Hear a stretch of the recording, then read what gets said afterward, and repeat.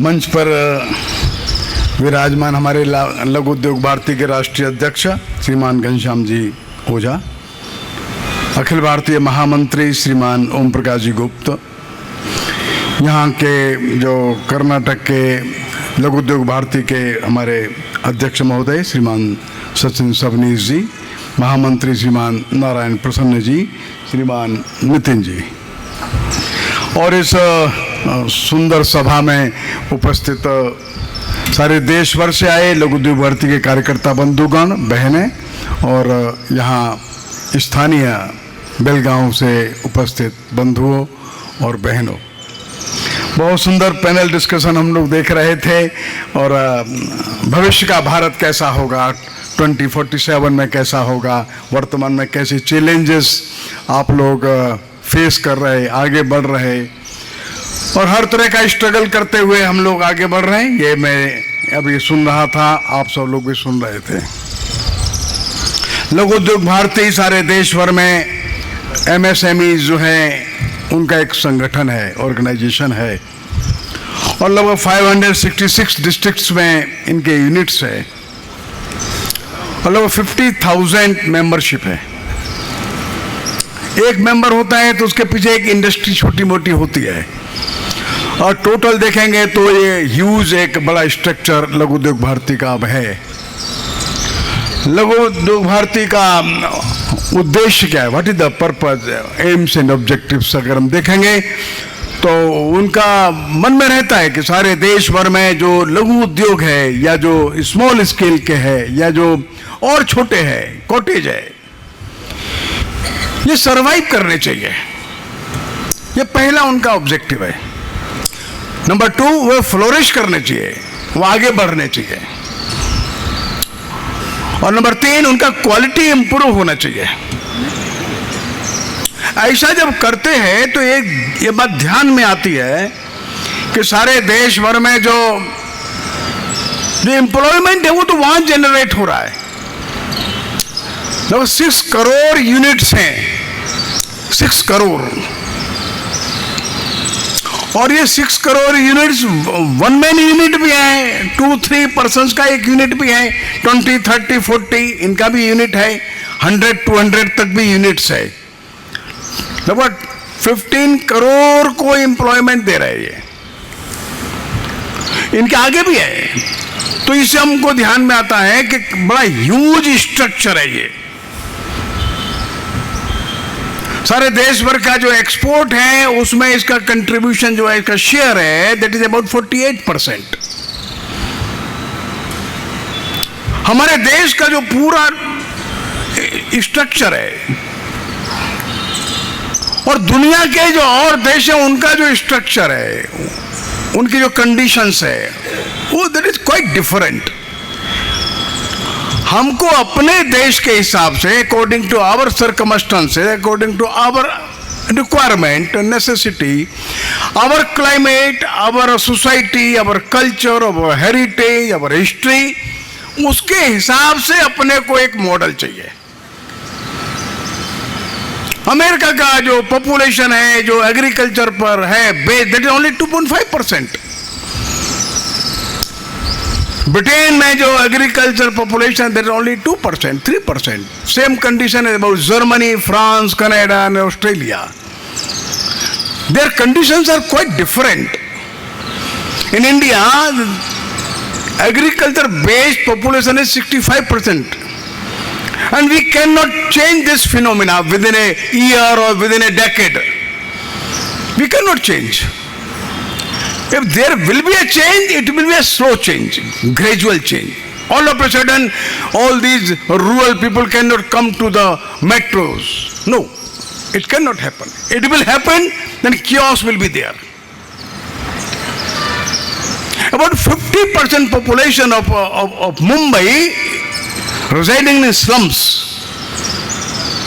They are labor in industries, but what is their condition? What is their culture? उनका क्या हाल है उनका? तो there should be a model of development in our country according to our conditions. अपने को अपने देश के हिसाब से मॉडल चाहिए। इंडस्ट्री चाहिए, अनडाउटेडली इंडस्ट्री चाहिए, R&D चाहिए, टेक्नोलॉजी चाहिए, बेस्ट प्रोडक्शन चाहिए, अच्छा एक्सपोर्ट चाहिए, अपने रिक्वायरमेंट को पूरा करना है वो भी चाहिए, सब चाहिए। लेकिन अपने कंडीशंस को देख करके अपने को अपना मॉडल डेवलप करना इस पहली आवश्यकता है। नंबर 2, जो वर्ल्ड में मॉडल चल रहे हैं वो एक इस तरह के मॉडल है जिसको हम कह सकते हैं मोर और लेस कैपिटलिस्ट मॉडल्स है, डेमोक्रेसी है और फ्रीडम है। ये डेमोक्रेसी और फ्रीडम और इंडस्ट्रियलाइजेशन, ये तीनों का जो एक कॉकस बनता है, तो इसमें who will survive ultimately, a big question. Ultimately and finally, big industries will survive. और टेक्नोलॉजी जो है, it will reduce the employment. More and more technology and less employment. Inversely proportional to the employment. और हमारा देश 140 करोड़ का देश है. We have our problems. हम इनको कहीं ढकेल नहीं सकते। और बिग इंडस्ट्री कितना एम्प्लॉयमेंट देगा, और इसलिए जो मॉडल बनेगा वो वही इस देश में सरवाइव करेगा। नंबर 1, जो प्रोडक्शन तो ज्यादा चाहिए बट मैक्सिमम हैंड्स, और दूसरा ये चाहिए सेंट्रलाइज प्रोडक्शंस नहीं चाहिए। अब सारे देश में मुश्किल से 15-20 सेंटर्स बन गए, not more than 30-40 centres are there only. वो बेंगलोर हो गया, अहमदाबाद हो गया, पूना हो गया, नोएडा वहां हो गया, इधर बेलगांव हो गया, और कहां है? तो सारा जो पॉपुलेशन गांव से आ रहा है वो यहां आ रहा है। बाकी 100 किलोमीटर तो कुछ नहीं है, फिर 200 किलोमीटर तो कुछ नहीं मिलता है। तो कलाम साहब भी ये कहते थे, गांधी जी भी यही कहते थे कि डेवलपमेंट तो हो, लेकिन अगर बिहार का, उड़ीसा का, छत्तीसगढ़ का बालक जो पूना में और बंबई में, बेंगलोर में नौकरी करेगा तो पहली क्राइसिस तुरंत आएगी, उसकी फैमिली टूट जाएगी। उसके माता पिता कहां रहेंगे, बाबा दादी कहां रहेंगे? दूसरा आएगा, वो अपने एक सोसाइटी से अलग हो जाता है, अपने कल्चर से अलग हो जाता है, ट्रेडिशन से अलग होता है, कस्टम से अलग होता है, और 15-20 हजार रुपए की नौकरी करता है। तो जो मॉडल चाहिए वो चाहिए पटना के पास, रांची के पास, झारसुगुड़ा के पास, उड़ीसा में 15-20 मॉडल चाहिए, वो वहां पर सेंटर्स चाहिए। यूपी में 30-40 जगह सेंटर्स चाहिए। और Deoria, Gorakhpur, UP, eastern UP का बच्चा अच्छा इंजीनियर भी है, वो बड़ी संख्या में बेंगलुरु में बैठा है, पूना में बैठा है, यूएस गया, कनाडा गया, पूरा ईस्टर्न यूपी अनडेवलप्ड रह गया। तो सबसे जो मेजर बात है वो ये है, डेवलपमेंट हो, इसमें कोई दो मत नहीं है, लेकिन उसका मॉडल कैसा हो, ये पहली बात है। और ये डिसेंट्रलाइज्ड मॉडल इस देश में डेवलप करना और धीरे धीरे एमएसएमईज को प्रोटेक्ट करना, बचाना।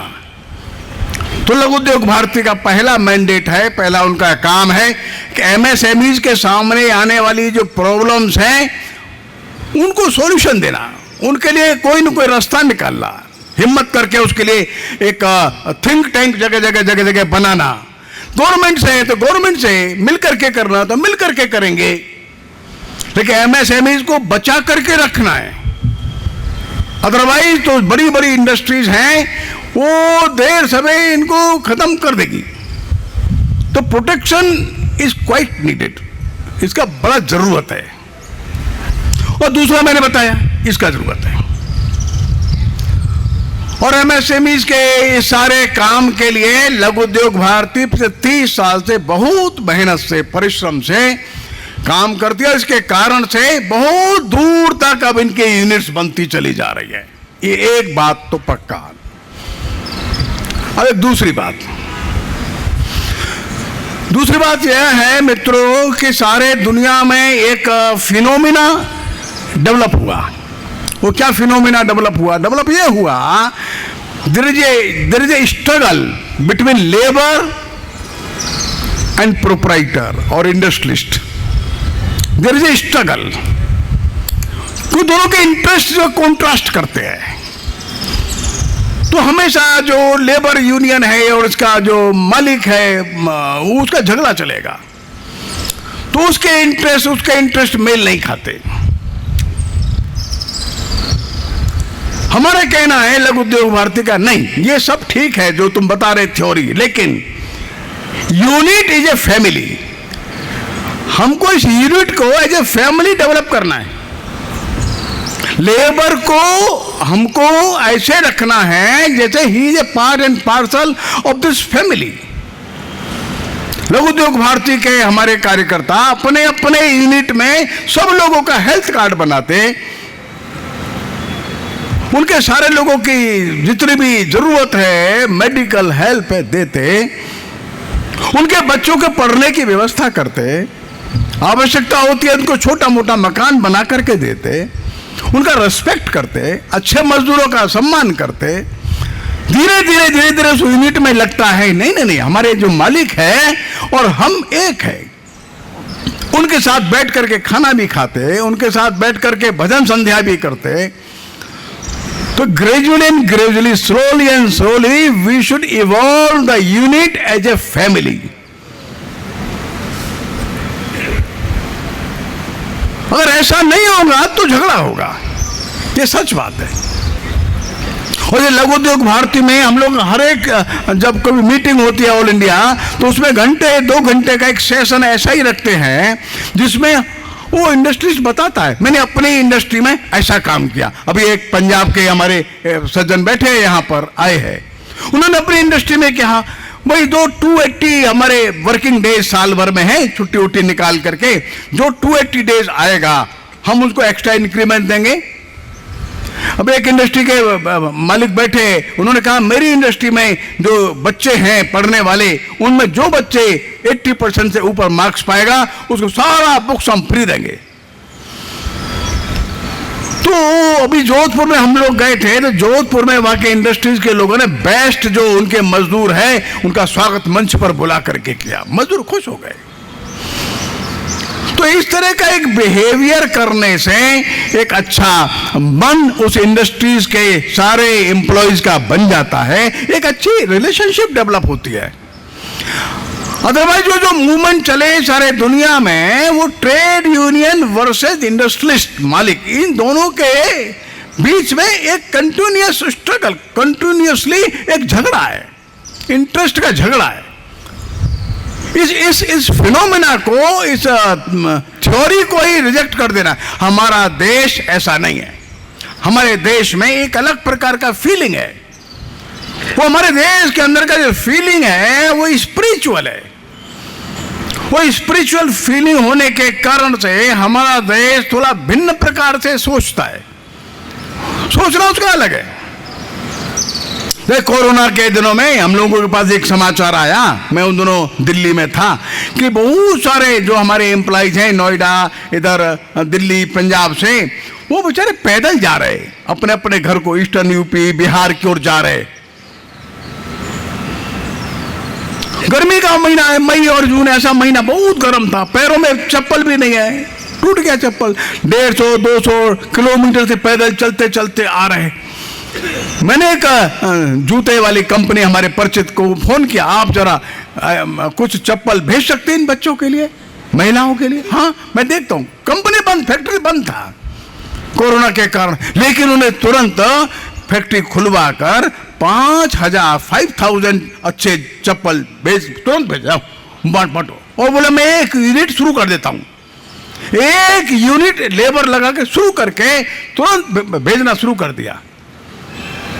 तो हमारे यहाँ के लोगों का एक मन है, वो मन जो है वो स्पिरिचुअल, आध्यात्मिक है।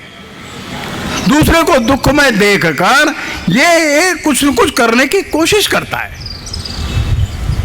और ये जो हमारे जो मन है, ये दुनिया में शायद कहीं नहीं मिलेगा, क्योंकि वहां स्पिरिचुअलिटी नहीं है। सबके अंदर ईश्वर को देखना, ये भाव नहीं है। अब इंडस्ट्रीज के अंदर हम क्या इस भाव को जगा सकते? ये लघु उद्योग भारती का काम है, तो हम इस संघर्ष से निकाल सकते बाहर। हमारे देश में हम लोग जानते हैं ये डेवलपमेंट तो बहुत अच्छा, मैंने सुना, आप सबने सुना, मन को अच्छा लगता है। हमारा देश इंडस्ट्रीज के मामले में अच्छा आगे बढ़ रहा है। आज से 60-70 साल पहले हम देखते थे जो निडल है ना, वो भी चाइना से या कोई ताइवान से बन करके आता था, वो ब्लैक उसका रैपर होता था, हम सब जानते हैं। लेकिन अब तो स्थिति उलट गई, हम बहुत कुछ बना रहे हैं, बहुत कुछ आगे बना सकते हैं, और बहुत कुछ ऐसा है जो भारत बना करके दुनिया को दे सकता है। ये सच बात है, इसमें कोई दो मत नहीं है। लेकिन ये इंडस्ट्रियल रिवॉल्यूशन के साथ साथ अपने देश की दूसरी परिस्थिति को भी ध्यान में रखना है।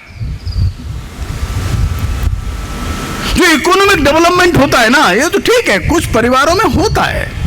50% देश की महिला एनीमिक है, 50%, और कुछ स्टेट में ये नंबर ज्यादा है। 30% बच्चे स्टंटेड ग्रोथ के हैं, अंडर नरिश्ड है। जब पैसा बहुत बढ़ता है तो उस पैसे का जो शो होता है, ये सारे दुनिया में है, ये सच बात है। हमारे देश में भी वो है। जब स्पिरिचुअलिटी कम होती है तो वल्गर शो ऑफ वेल्थ शुरू हो जाता है। अभी अभी मैं नाम नहीं लूंगा, अच्छा नहीं नाम लेना। एक विवाह में कुछ लोगों ने जो कपड़ा पहना, 100 करोड़ रुपए का कपड़ा पहन सकता है व्यक्ति, और उसको मार्केटिंग भी करते हैं, हमने 100 करोड़ रुपए का कपड़ा पहना है। तो वल्गर शो ऑफ वेल्थ, ये कहीं मानसिक बीमारी है, ये मेंटल इलनेस है। मैं 100 करोड़ रुपए का, 90 करोड़ रुपए का कपड़ा पहनूं और उसका मैं विज्ञापन भी करता हूं, और उसको प्रतिष्ठा भी मिलती है। तब ध्यान में आता है कि something went wrong in our value system. हमारे सारे समाज के नैतिक मूल्यों के ऊपर ही एक बड़ा प्रश्न चिन्ह लग गया। हम किसको अच्छा मानने लग गए, ये समस्या खड़ी हो गई। उसने 100 करोड़ का पहना है तो कोई 10 करोड़ का कोशिश करता है, कोई 1 करोड़ का कोशिश करता है, कोई 10 लाख का कोशिश करता है, कोई लाख का कोशिश करता है। लेकिन देश में 50% महिलाएं एनीमिक है, 30% बच्चों को भोजन नहीं मिल रहा है, सब प्रयत्न के बाद भी नहीं मिल रहा है। तो this is the real condition of our country, इसको ध्यान में रखना है। और इसलिए बहुत बड़ी आवश्यकता यह है, ठीक है, मेटेरियलिस्टिक ग्रोथ, इवोल्यूशन, डेवलपमेंट बहुत जरूरी है, अनडाउटेडली, इसमें कोई संदेह का कोई प्रश्न नहीं है, बट कुछ और भी चाहिए, और भी चाहिए। तो जो मेटेरियलिस्टिक जो इवोल्यूशन हो रहा है, डेवलपमेंट हो रहा है, और इसके साइमल्टेनियसली पैरेलल अगर स्पिरिचुअल डेवलपमेंट नहीं हुआ तो ये something went wrong in our cumulative value system. हमारे सारे सामाजिक जीवन के जीवन मूल्यों में कुछ मौलिक गलती हो रही है, क्योंकि पैसा इतनी प्रतिष्ठा पा रहा है, इसको संभालना है। और इसलिए जहां जहां इंडस्ट्रीज डेवलप हो रही है, हम कोशिश करते हैं, आगे भी करेंगे, लघु उद्योग भारती को करना ही है, उद्योग जगत को ये मैसेज देना ही है। अपने उद्योग के साथ साथ पास का, पड़ोस का, परिवार, समाज, छोटा मोटा देखो, अपने इंडस्ट्रीज के अलावा देखो, ज्यादा मत देखो, 50 मीटर के रेडियस में देख लो, इंडस्ट्री चलाओ। लेकिन धीरे धीरे धीरे धीरे हम नियमों का, कानूनों का, रूल्स का, रेगुलेशंस का पालन करने वाले बन जाएं। कानपुर में बड़ी मात्रा में टेनरीज थी, टेनरीज का जो वेस्ट है गंगा में डालने को मना किया। उन्होंने वही पानी बोरिंग कर दिया जमीन के अंदर, सारा वो टेनरी का वेस्ट जो है, हैवी मेटल्स का है, हैजार्डस मेटल्स है, नीचे डाल दिया। Whole underground water of Kanpur polluted, dangerous हो गया। वो पीने के लायक कानपुर का पानी नीचे का नहीं बचा। क्यों किया ऐसा? प्लांट क्यों नहीं लगाया? अब करोड़ों लोगों के जीवन के लिए हमने खिलवाड़ कर दिया, और 20 साल भी अब पानी ठीक नहीं हो सकता वो। अब तो इंडस्ट्री चलाते चलाते हम अपने मॉरल वैल्यूज को न खो दें। जो पैसे का जो कंपटीशन है मार्केट में जो है, उसके कारण से हमारे वैल्यूज न चले जाए। बहुत बड़ी बात ध्यान में रखने की है। अब जो नेचर है ये इसका कोई लिमिट है। रोजाना आप पढ़ते हैं, रोजाना पढ़ते हैं। अब ग्लोबल वार्मिंग है, 1.4 सेल्सियस तक का टेम्परेचर पिछले 100 साल में बढ़ गया है, आगे और तेज होने वाला है। वो ग्लेशियर टूट गया, वो पिघल रहा है, सी लेवल ऐसा बढ़ेगा, ये कार्बन एमिशन, सबको सब बात मालूम है। अभी एक सज्जन इसके ऊपर और रिसर्च करने के लिए विदेश जा रहे थे। मैंने कहा देखो ऐसा है, कम से कम 100 कमरे भर करके रिसर्च हो चुकी है।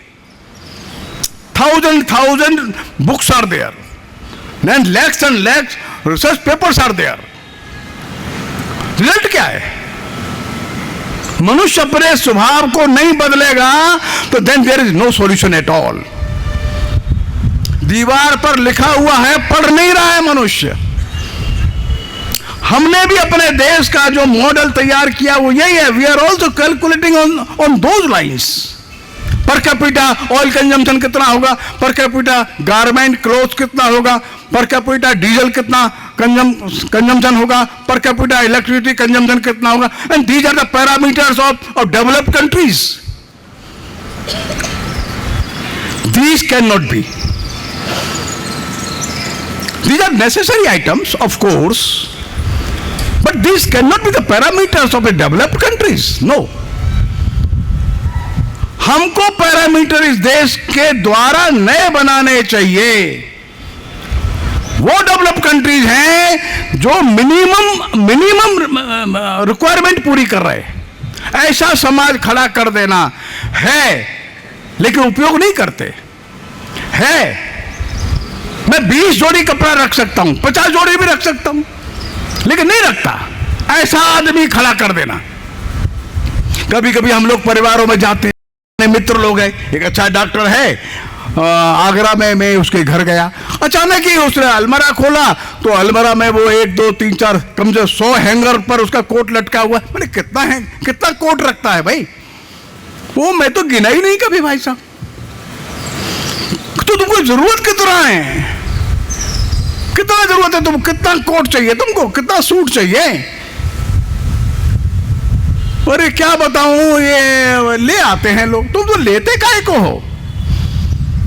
क्यों लेते? कभी किसी घर में जाते तो 1 2 3 4 5 15 जोड़ी जूता रखा हुआ है। जरूरत है क्या?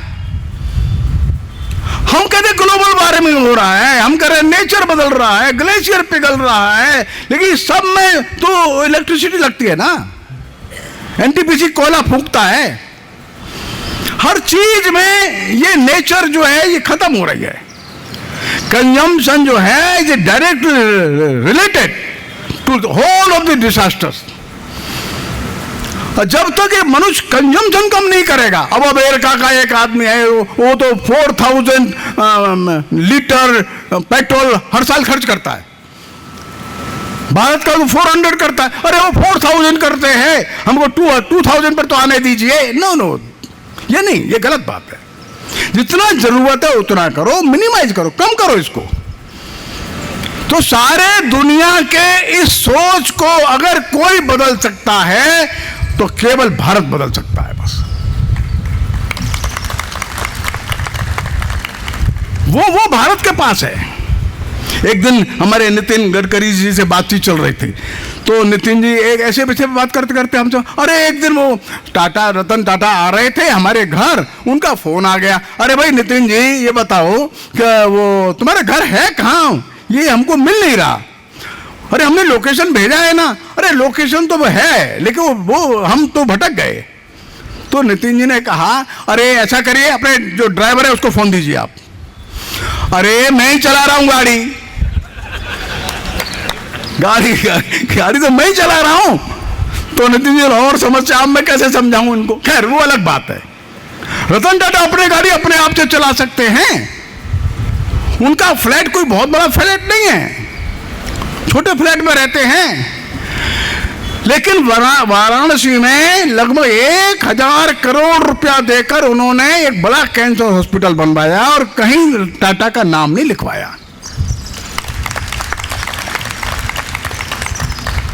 पैसा है, वो पैसा केवल अपने लिए खर्च करने के लिए होता है क्या? अगर पैसा अगर भगवान ने दिया है, हमको टैलेंट है, हम अर्न करते हैं, तो क्यों का उसका बहुत उपयोग हो रहा है। ये हमको समाज ने दिया है भाई। मान लो आप में से हम लोग इंजीनियर है, कोई डॉक्टर्स है, कोई प्रोफेसर है, कोई साइंटिस्ट है।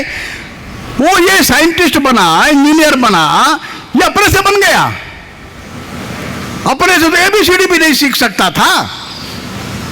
इसको एबीसीडी किसी ने सिखाया होगा, किसी ने मैथमेटिक्स सिखाया होगा, कोई केमिस्ट्री पढ़ाया, कोई फिजिक्स पढ़ाया, और इलेक्ट्रिकल इंजीनियर बन गया, मैकेनिकल इंजीनियर बन गया। 1000 से ज्यादा लोग इसको पढ़ाने में लग गए। हजारों लोगों के कंट्रीब्यूशन के कारण से इसको बुक्स मिला, इसको लैब मिला।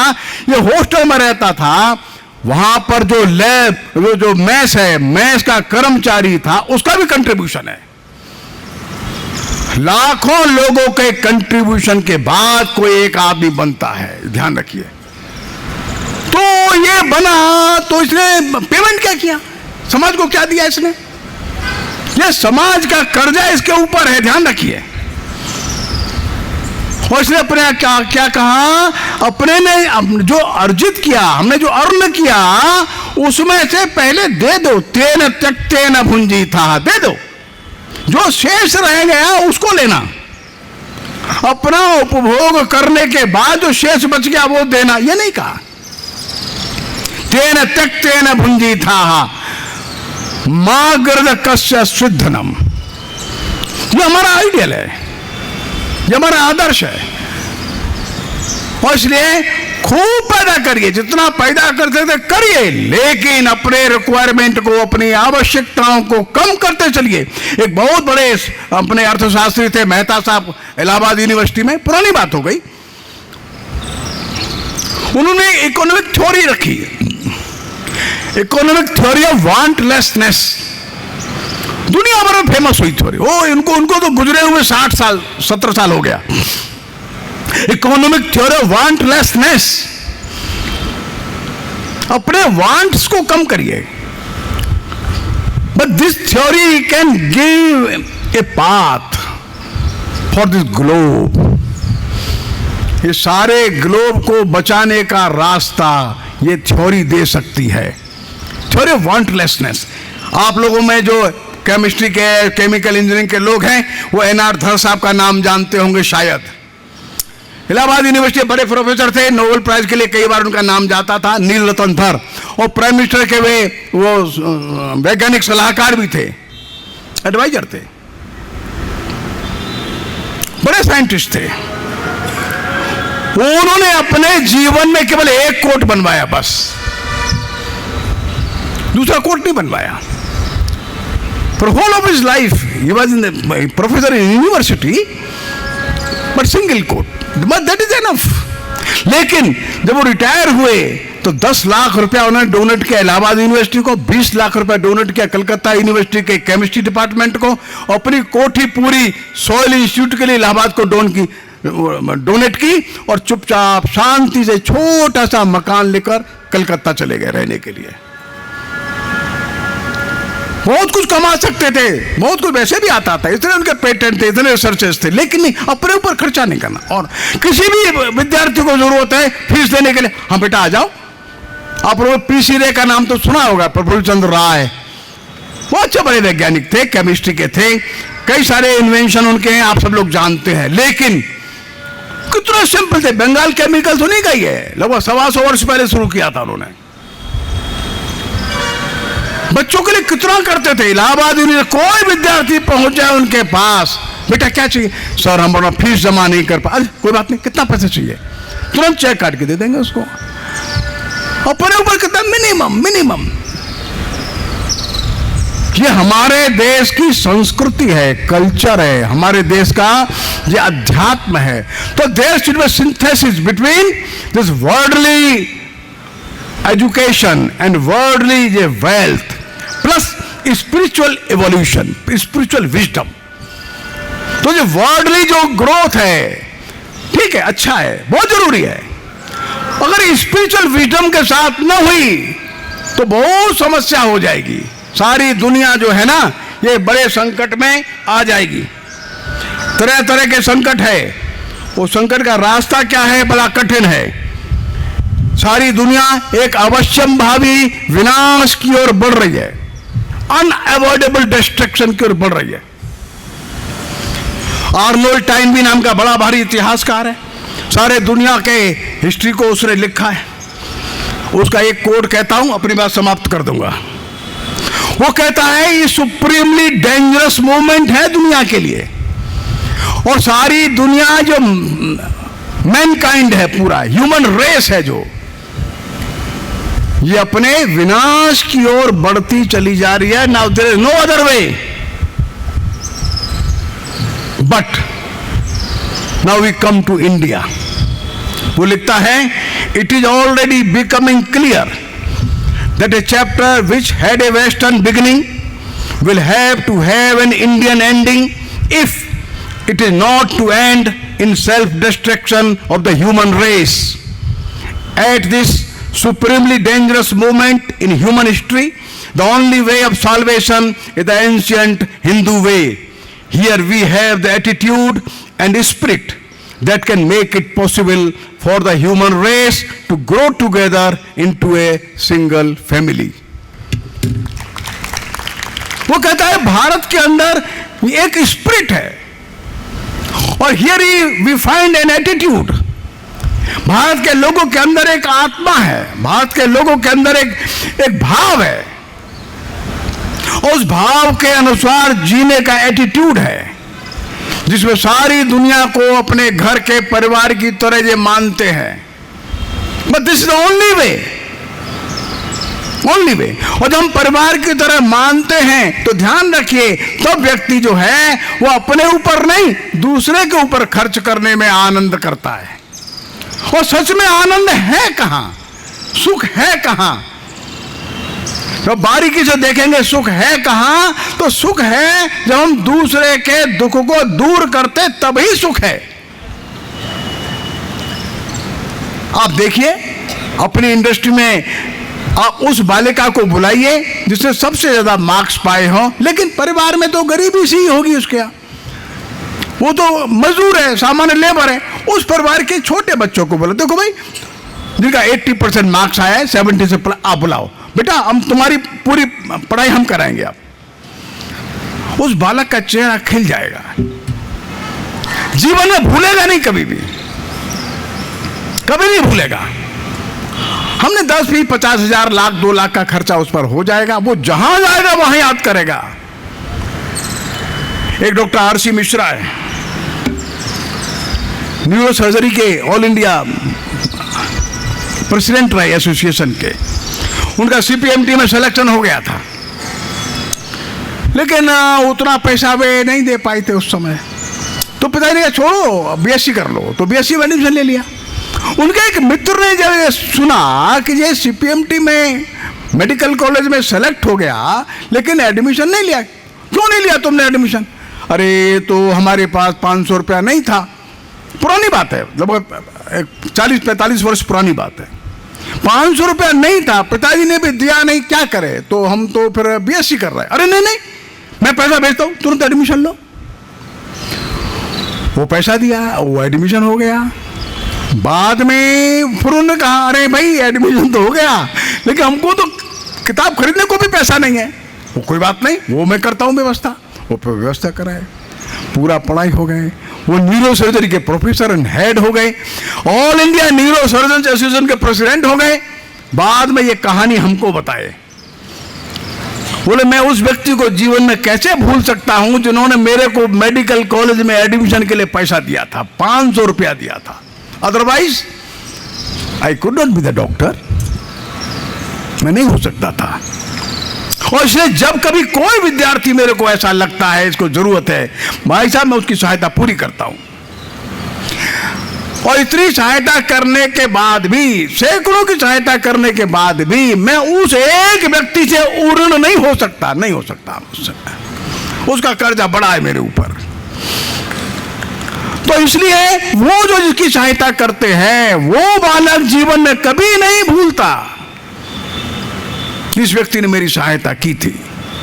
ये है स्पिरिचुअल डेवलपमेंट, ये है, इसको हम आध्यात्मिक भाव कहते हैं। Then there should be a synthesis between this worldly evolution and this spiritual and this wisdom.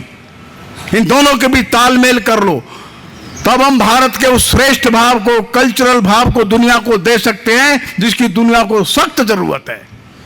और इसलिए मैं आप सभी लोगों से इतना इंडस्ट्रीज का सुना, बहुत आनंद हुआ, बहुत प्रसन्नता हुई। मैं अपने आप को एलिवेटेड फील करता हूं। यह सच है, जरूरी है, होना भी चाहिए, लेकिन अकेला नहीं। जो आप कमा रहे हैं वो आपका नहीं है, ये पक्का मान करके चलना है, देश का है, समाज का है, परमात्मा का है। जितना जरूरत है उतना रख लीजिए, बाकी देश के लिए दे दीजिए, समाज के लिए दे दीजिए। यही भारतीयता का भाव है, इसी को हम दुनिया को दे सकते हैं। कहीं पश्चिम का मॉडल देखते देखते देखते देखते हम वैसे ही न बन जाएं। इंडस्ट्रीज अकेली नहीं आती है, ध्यान में रखिए, टेक्नोलॉजी अकेली नहीं आती है, अपने राग रंग के साथ आती है, अपने सारे एसेसरीज के साथ आएगी।